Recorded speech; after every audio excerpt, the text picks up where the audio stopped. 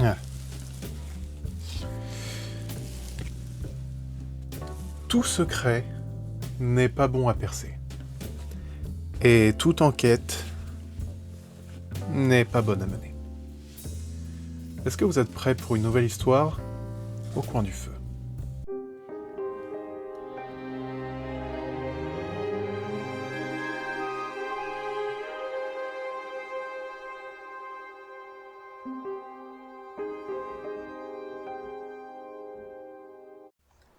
Cela faisait 2 semaines qu'il travaillait sur cette enquête.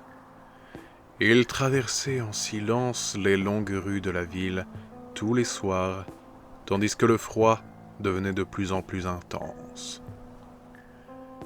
Il réajustait son col alors qu'il passait sous les néons d'un bar de motards. D'un coup d'œil rapide, on pouvait voir que le froid n'avait retenu les habitués du lieu chez eux. La neige tombait, comme si Dieu lui-même voulait cacher la crasse de cette ville. Mais c'était le genre d'endroit que même le feu ne pouvait purifier. Depuis 15 ans, il menait des enquêtes ici. Auparavant, il était dans la police, mais il avait quitté son poste quand il avait compris que ses supérieurs s'intéressaient plus à leur propre magouille qu'à la sécurité des citoyens.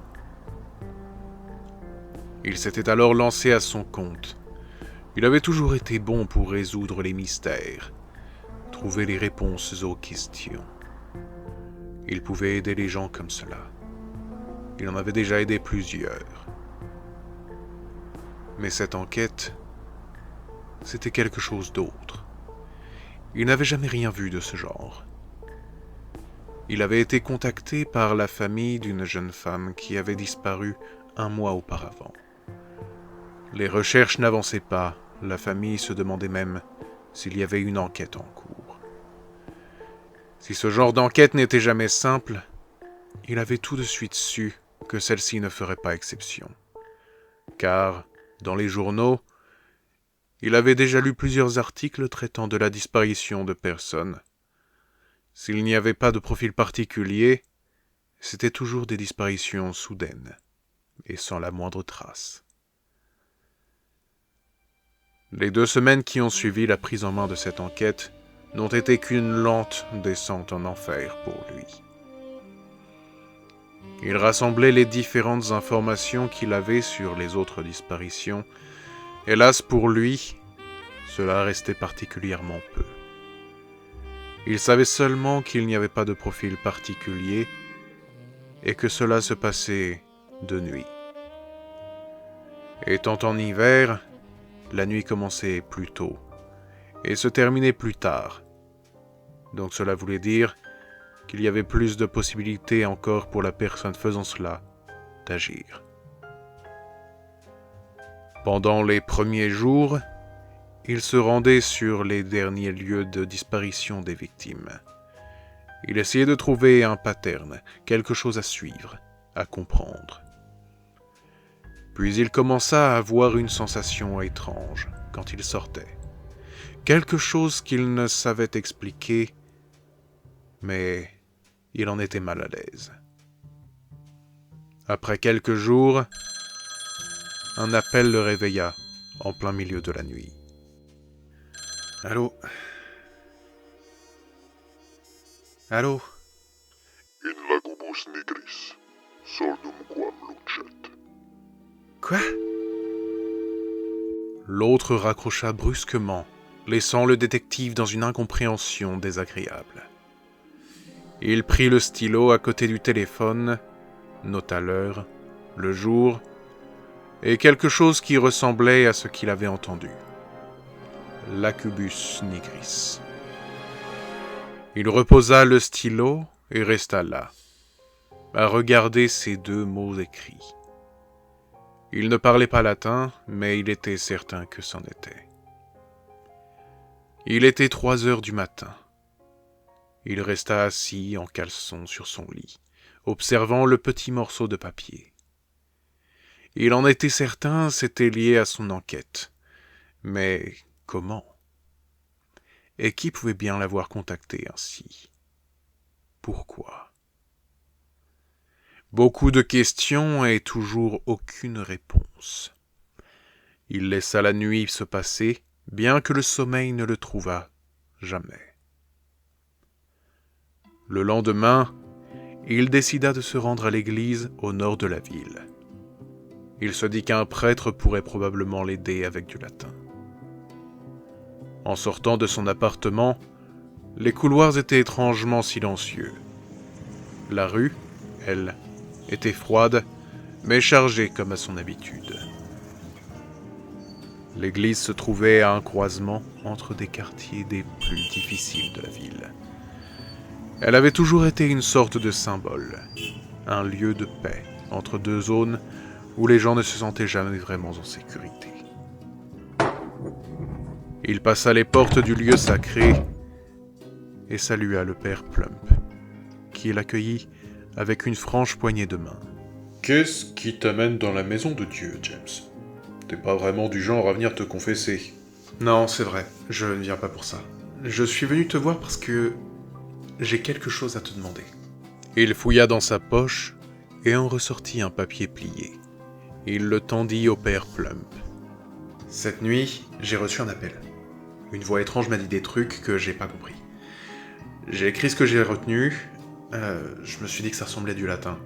T'en penses quoi, toi ? » Le prêtre observa le papier un instant, circonspect. Il se frotta la barbe pensif quelques instants. « T'arrives pas à traduire ? » ?»« C'est pas ça, c'est ce qui est écrit, là. C'est les lacs noirs, » répondit le prêtre. « Et alors ? » ?»« C'est une vieille histoire. » »« Bon, on va aller dans ton bureau et tu vas m'expliquer tout ça. » Les deux hommes quittèrent l'église pour se retrouver dans le presbytère se trouvant juste en face de l'église. Ils s'installèrent dans une salle remplie de vieux livres rangés en piles inégales, déposés sur le meuble, les chaises et à même le sol. Par chance, le vieil homme avait eu la bonne idée de garder 2 sièges libres. Le père Plump ouvrit un placard duquel il sortit 2 verres et une bouteille. « On va en avoir besoin, mon garçon. » Les deux s'installèrent face à face, le bureau du religieux les séparant. Un silence pesant régnait dans la salle, tandis que le prêtre remplissait les verres. À la fondation de la ville, l'église a été un des premiers bâtiments dressés. À l'époque, elle n'était pas située ici, elle était située plus à l'est et elle était en bois. Les gens avaient besoin d'un repère et d'un lieu d'accueil plus que d'un endroit où prier. Bien plus tard, l'église actuelle a été bâtie et on a abandonné la première église. Mais plusieurs personnes ont refusé de rejoindre ce lieu parce que, pour eux, la première église était spéciale. Elle avait été taillée dans l'essence même de ce que le Père avait créé. Le matériau le plus pur, le bois. Jésus lui-même était charpentier. Le bois est celui qui repousse toujours, c'est l'éternel. Si pour moi ce n'est pas essentiellement grave, à l'époque ça a provoqué de grands troubles dans la communauté, et une sorte de culte s'est créé, autour de la forêt, du bois. Des idées païennes qui n'ont rien à faire dans une église. « Et qu'est-ce que ça a à voir avec les lacs noirs ?» demanda le détective. « Tout, car c'est la base de cette croyance, c'est que l'homme originel, la création même de Dieu, vient d'un lac noir perdu dans des bois sacrés, là où le véritable jardin d'Éden se trouve. » Donc, il cherche ce lac noir. C'est plus compliqué que ça. Là, nous arrivons dans quelque chose de plus théorique parce que, évidemment, je n'ai pas rejoint ce culte et je maîtrise pas la façon dont ils font leur culte. Mais je crois qu'ils ont créé d'autres lacs qu'ils vénèrent. Quelque chose de ce genre. Expliqua le prêtre en se frottant la barbe. Le détective le remercia pour ses précieuses informations. Il aurait aimé en savoir plus, mais c'était déjà une bonne base de départ. Il quitta la chaleur du presbytère pour retrouver les rues froides et humides, là où, quelque part, se cachait un culte étrange qui, il le savait maintenant, était en lien avec son affaire. Il alluma une cigarette, puis se tourna vers l'est. Il allait devoir trouver l'emplacement de cette première église. Le prêtre ne savait pas exactement où elle était, mais il avait donné une zone possible. Il héla un taxi et se fait conduire là, observant les flocons de neige tombant paresseusement dans les rues sales de la ville. Il descendit et paya le conducteur. Il était là où le père Plump supposait qu'il devait commencer ses recherches. Le quartier historique. Mais surtout, une zone qui avait l'air d'avoir été abandonnée depuis longtemps. Les bâtiments avaient bien besoin d'être repeints pour certains, d'être abattus pour d'autres. À chaque coin de rue, une pauvre âme résistait comme elle le pouvait face au froid mordant de la nuit. Le détective fit le tour du quartier pour trouver quelque chose ressemblant à une vieille église. Il passait de ruelles en ruelles, mais rien ne semblait ressembler à des ruines. Elle avait de toute évidence été détruite, et on avait reconstruit par-dessus. Il écrasa sa cigarette par terre en soupirant de dépit. Pourquoi cela ne pouvait-il jamais être facile ? Quelqu'un ne pouvait pas arriver et dire « Bonjour, avez-vous un instant pour qu'on vous parle de notre secte ?» Il finit par rentrer dans un vieux bistrot. La façade avait connu de meilleurs jours et l'intérieur sentait la cigarette froide et le graillon. Il rejoignit la vieille femme à l'accueil et lui dit qu'il cherchait des infos sur la vieille église. Elle lui demanda de partir directement en lui lançant un regard étrange. Il hésita à insister, mais se dit qu'il valait mieux rester discret. Il se rendit dans une épicerie un peu plus loin. Un vieil homme se tenait derrière la caisse. En entendant les questions de James, il se referma et le chassa sans manière de son magasin. Le détective comprit assez rapidement qu'il n'aurait pas de réponse.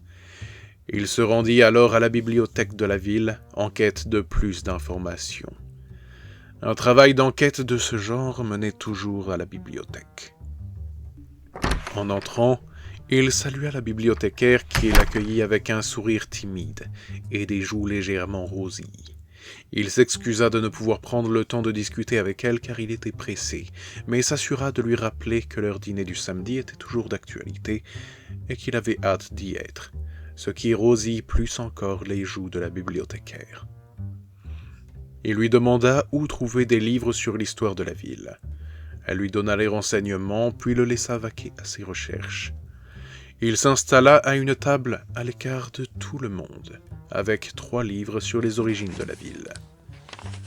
Après un feuilletage rapide, il reposa le premier livre sur la table et remarqua un mouvement régulier autour de lui.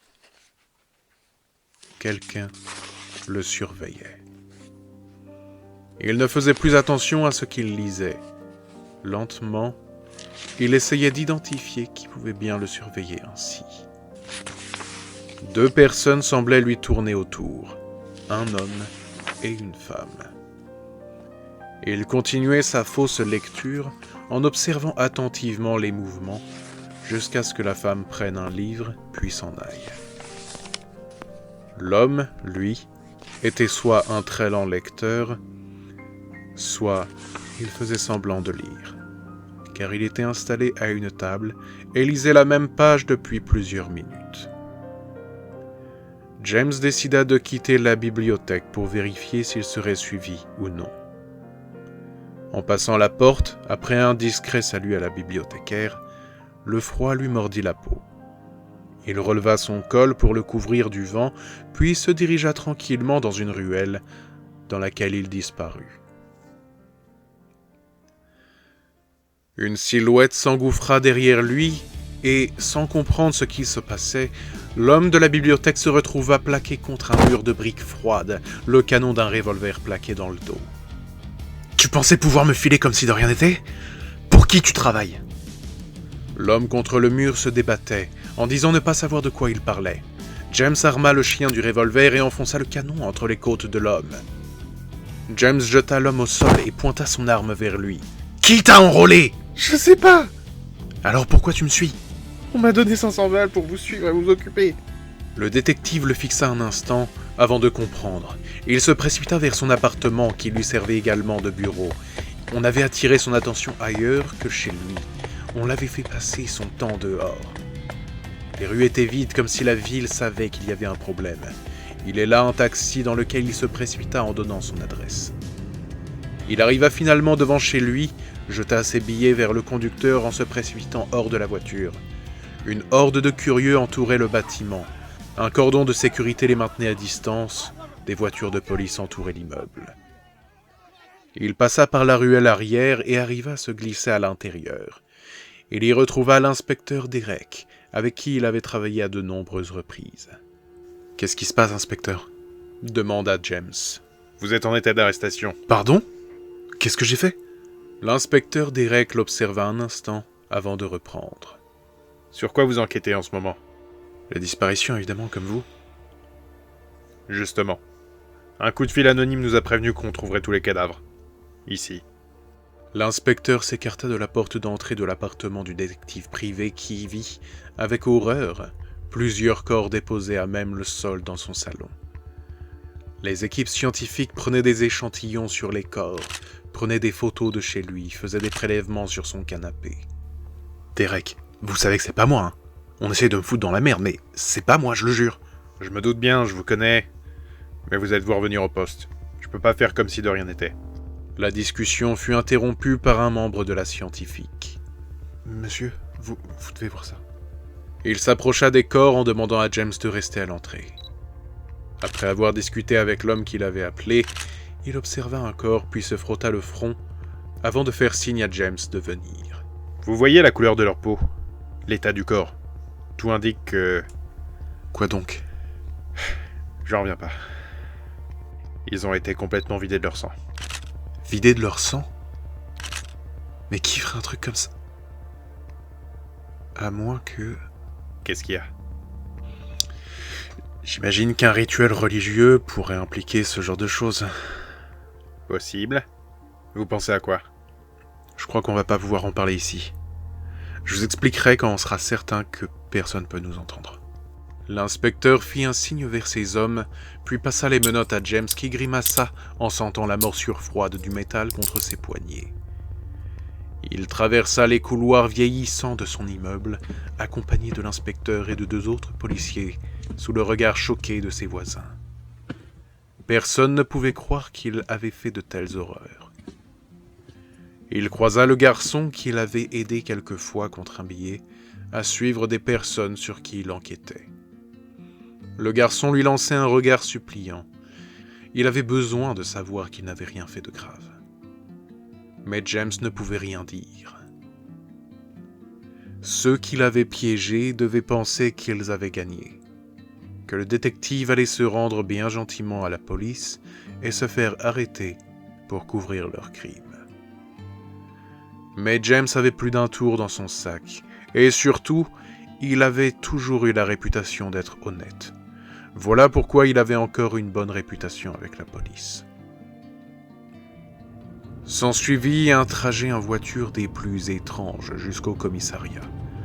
Le fait que l'inspecteur et le détective privé savaient qu'ils n'étaient pas coupables, mais l'escorte avec eux n'était pas au courant, plongea la scène dans un silence perturbant et pas forcément agréable.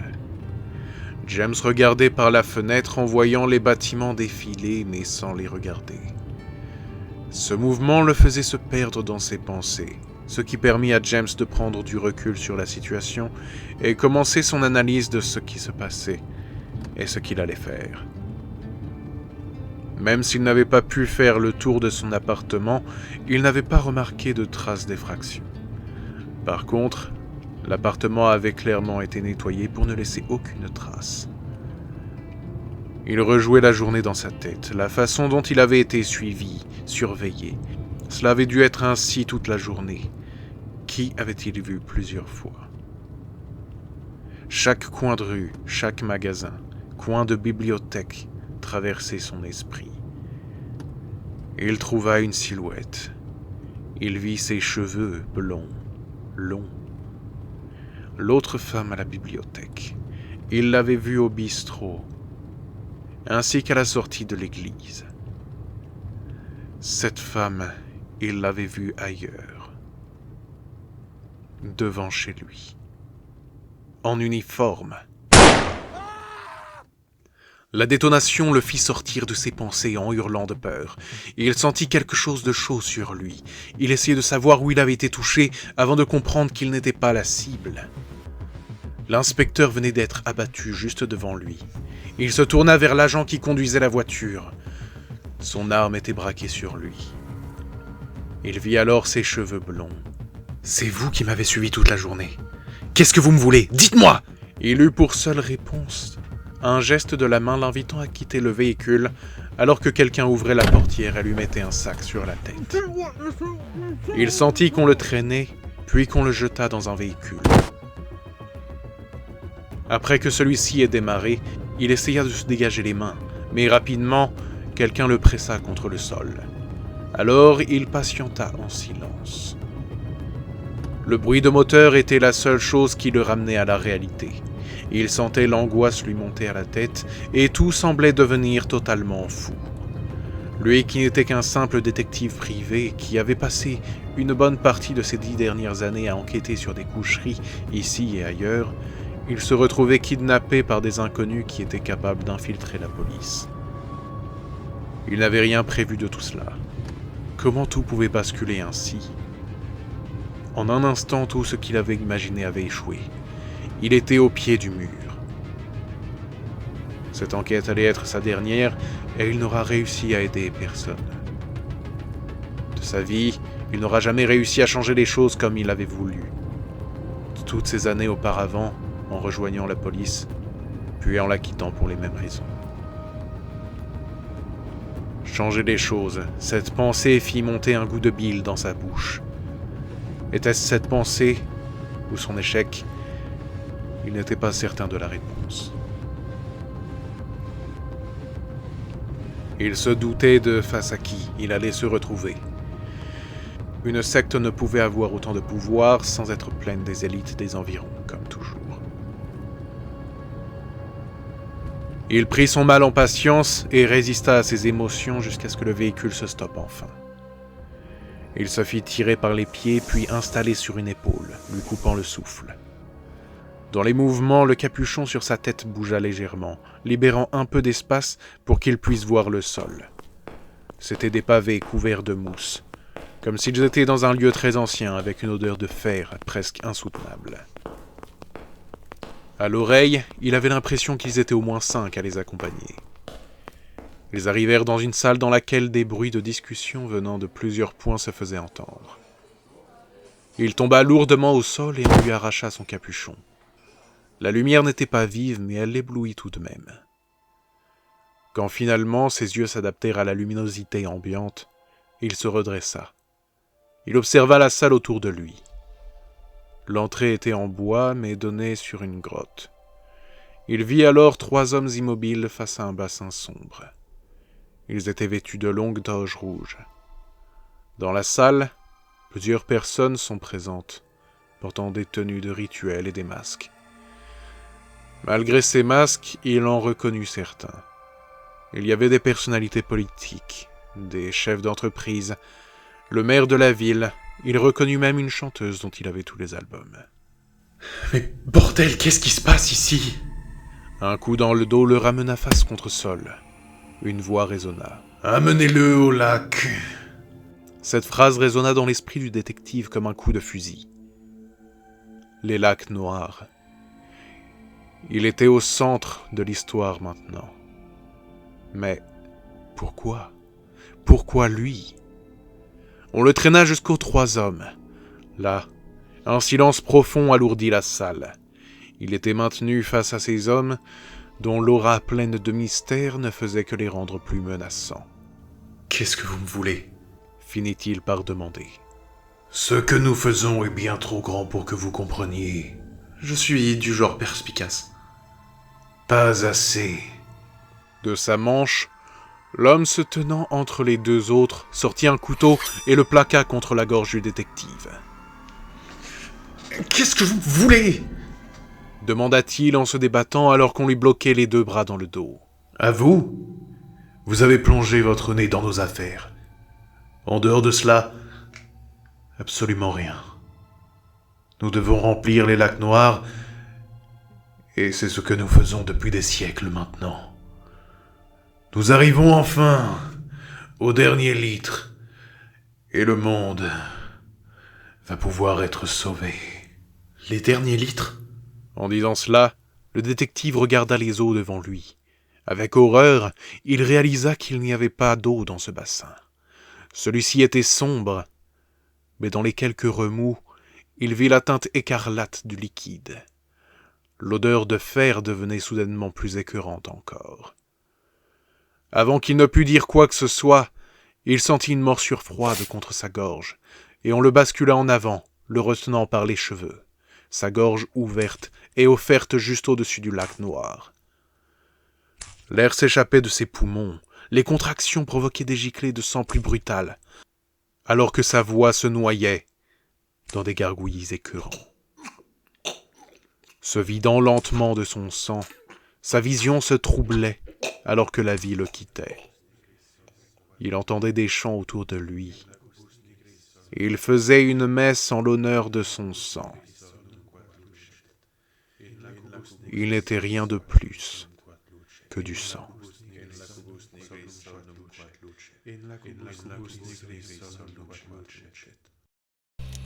Eh bien, cette histoire était des plus intéressantes. Mais peut-être pas la plus joyeuse imaginable. Je pense que l'aspect détective, les détectives privés, toutes ces choses-là, ça m'a toujours intrigué, ça m'a toujours plu, j'ai toujours beaucoup aimé. Mais je pense que rester à enquêter sur les petites histoires de quartier, c'est quand même moins risqué. En tout cas, j'espère que cette histoire vous aura plu. J'espère que cette évolution du format vous aura plu, de voir que ce format est de retour, ça vous aura plu. N'hésitez pas à me dire en commentaire ce que vous en avez pensé. Moi, je vais vous inviter à me rejoindre sur les réseaux sociaux, notamment pour me dire ce que vous en pensez, ce que vous pensez de ce nouveau format, de cette évolution. J'ai créé un serveur sur Discord, si vous voulez le rejoindre, le lien est dans la description.